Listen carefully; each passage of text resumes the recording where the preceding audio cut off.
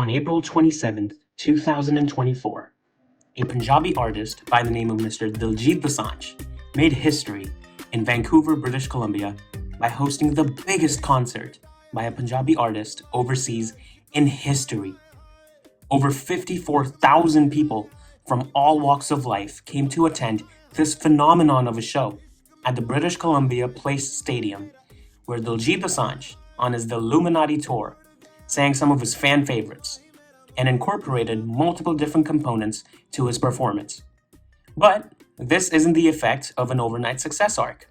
Over time, Mr. Dosanjh has very successfully globalized Punjabi music, with his collaborations with multiple foreign artists like Camilo, NLE Choppa, and even Sia, and performances at some of the biggest stages of the world, including Coachella, his world tour, and even The Tonight Show with Jimmy Fallon. Not only this, many different Punjabi artists, such as Mr. Karan Aujla, Honey Singh, AP Dhillon, and the late Sidhu, have successfully made a name for themselves, not just in India, but all over the world.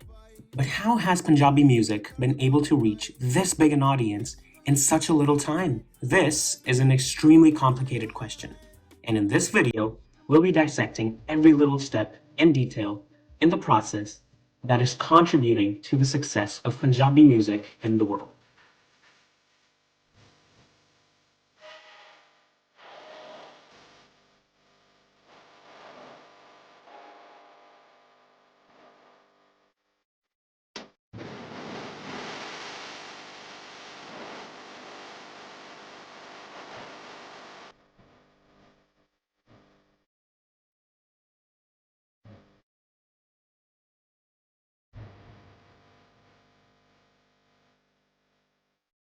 Before we go on in the video, I'd like to invite you to subscribe to the Brain Bubble, and please like this video. 92.9% of you are not subscribing to the channel, but are still liking the videos. By subscribing, you give me immense encouragement to make more crispy content, such as this video, for you. Alright, now that you've hopefully subscribed, let's get on with the video. Punjabi music is everywhere in India. If you're going to a shopping mall, cafe, or a club, chances are that most of the music being played in the background will be Punjabi music. But Punjabi music reaching these levels of popularity was not always the case. In fact, going back in time, artists such as Surinder Kaur, Narinder Biba, Asa Singh Mastana, and others sang mostly what came to be known as Punjabi folk songs. And these helped pave the way for the rich and amazingly colorful Punjabi culture that exists today. Over time, however, continuous reproduction of music of the Punjabi folk kind for literal decades led to the new and upcoming Punjabi youth craving for something newer. This is something that will be a key trend in almost all of what we talk about in today's video. Let's take a closer look at how this works. This is your brain, and this is the area of the brain that processes what you hear. The fancy terminology for this area is the auditory cortex. If this part of the brain is repeatedly supplied with the same kind of music or auditory stimulus, phenomena called habituation and cognitive fatigue take place. Habituation is a process where the response to a repeated stimulus decreases over time. This results in cognitive fatigue, which is experienced by you in the form of boredom or simply being tired of listening to the same kind of music every day. If that was too complicated, think of it this way. Newer music makes your brain work more.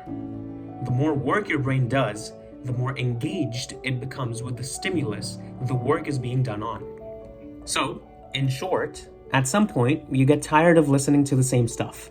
And that's what had happened to the youth and just general people of Punjab by the 1980s. This, thus, paved the way for the rise of the recently became well-known artist, Mr. Amar Singh Chamkila.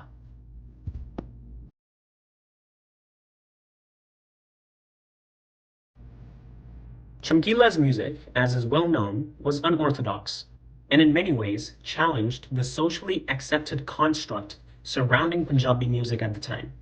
His music was notorious for being extremely vulgar, and talking about things that generally weren't considered culturally appropriate. The Netflix documentary starring Diljit Dosanjh on the life of Chamkila goes much deeper into his rise, but eventually Chamkila and his wife, Amar Kaur, were shot dead. The exact reason as to why Chamkila and his wife were killed isn't really clear, but it is still largely believed that he was killed by Sikh extremists of the time, who didn't agree with much of what his music had to offer. Perhaps it was this fear among the artists of the time to stay culturally appropriate that brought popular Punjabi music back to mostly folk songs and cultural music for the following couple decades. Popular artists in this time were of the kind of Mr. Gurdas Mann, whose contribution to Punjabi music is considered extremely invaluable because of his constant love for Punjab and Punjabi culture that is readily reflected in his music. His music has a very important place in Punjabi music and its history, but the progress of time had something else planned for Punjabi music in the coming years. With Gurdas Mann, Satinder Sartaaj, and other such artists producing Punjabi folk songs, the general culture of Punjabi music was becoming increasingly monotonic. Virtually, all the music from this time talked about the historic roots of Punjab and aimed to conserve the state's cultural identity. While there's absolutely nothing wrong with their efforts and music that holds a special place in the history of Punjabi music, the cultural development of Punjab was simply not in sync with this cultural preservation attempt from these artists. So, here, something really interesting happened, at least from a neuroscientific perspective. Starting in the 20th century and leading all the way up to present day, Punjab has seen extremely large amounts of immigration of its youth. Most of these people migrate to Western countries, with the most popular destinations being Canada and the United Kingdom, followed by relatively lower but still high immigration rates to even the United States. Over time, this immigration of people only increased because the Punjabi youth, seeing their friends and relatives succeed and find more opportunities overseas, too wanted to make a life for themselves in Western societies.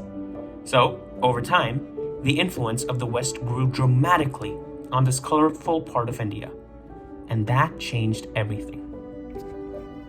Earlier, we discussed the idea of cognitive fatigue and how it could have paved the way for the rise of Amar Singh Chamkila. However, in the early 2000s, the overall neural explanation for what changed the way Punjabi youth liked their music can be explained in two ways.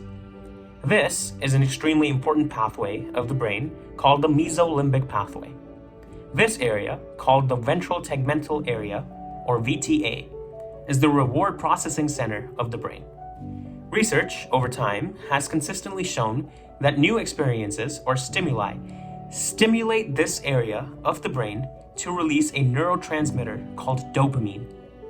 The mesolimbic pathway is thus called a dopaminergic pathway, and this release of dopamine in your brain causes newer music to feel a lot more pleasurable.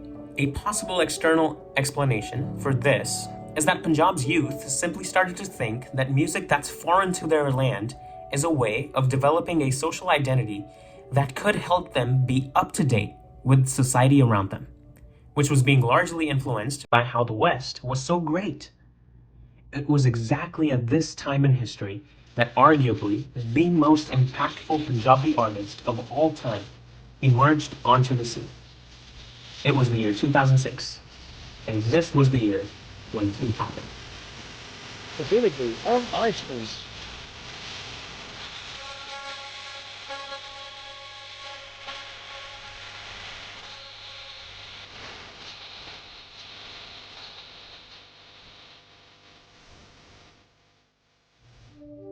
The rise of Yo-Yo Honey Singh onto the Punjabi music scene is arguably the most impactful contribution a single star has made to an entire industry.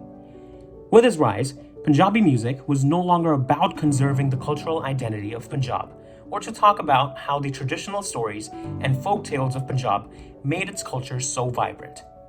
Rather, Honey Singh incorporated Western beats and Western or modern-styled music in his songs, filled with fast beats and an emphasis on themes such as partying, alcohol, women, and a general sense of westernizing Punjab. The pieces of the puzzle fit perfectly if we think about his rise from a neuroscientific perspective. And his rise left an impact that is now extremely deeply rooted in modern Punjabi music and culture. With that, the music that came out of the Punjabi music industry shifted dramatically. New artists who began to incorporate faster beats with rap-like bars in their songs began to consistently produce hits.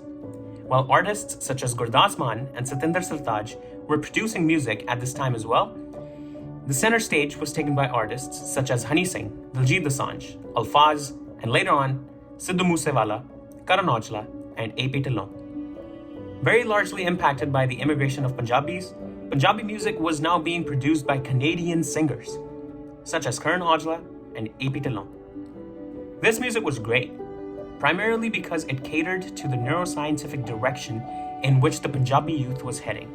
And instead of producing an entirely new product, these artists incorporated the Punjabi language in songs that had faster beats, which retained some traditional aspects of music while completely changing the rest. As we know, music that challenges societal norms or introduces novel elements, such as foreign beats or unconventional rhythms, while retaining some parts of traditionality, may activate the reward circuitry of your brain more intensely due to their novelty. Thank you for watching this video. The main aim of this channel is to dive into the history of things and attempt to neuroscientifically explain what could have happened at some of the turning points of history, among other equally interesting things. If you like this video, be sure to hit that like button, and please subscribe for more crispy content like this video delivered to your feed every week by the Brain Bubble. Anyways, thanks for watching. See you next time.